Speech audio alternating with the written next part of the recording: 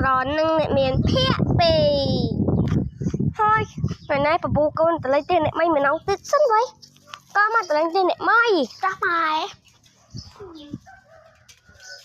អ្នកម៉ៃអើយអ្នកម៉ៃ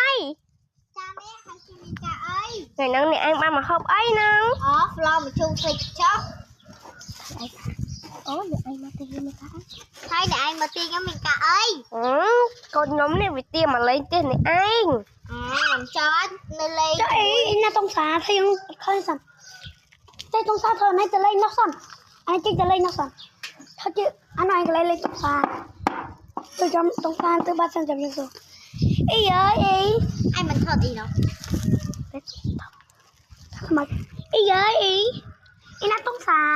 អូតុងសាគេទៅលេងនោះបាត់ហើយក្មួយអូយទៅដែរ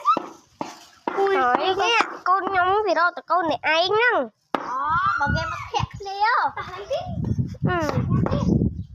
នេះអើយចាមិនក៏ភាពស្មោះត្រង់ក៏អាចឡើងលើឋានសួគ៌ហ្នឹងបើភាពអត់ស្មោះត្រង់ឡើងអត់ចុះឋាននរកចឹងអូដោយសារទេវតាគេដាក់តោចង់ទេអើយ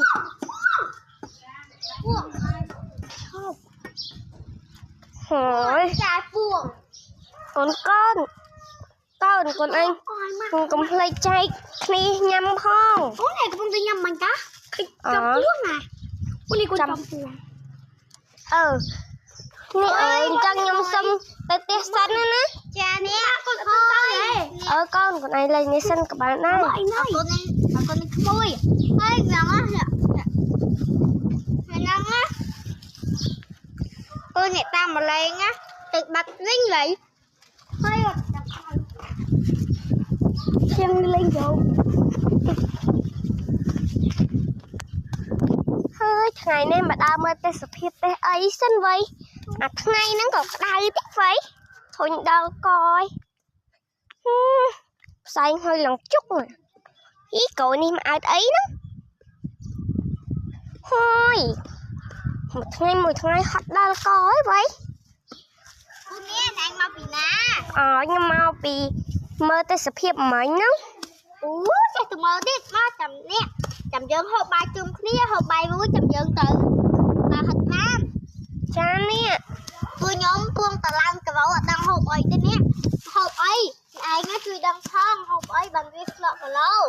មកយើងទៅដើរធ្វើអីហ្នឹងហូបកដោបហូបអីទេនេះ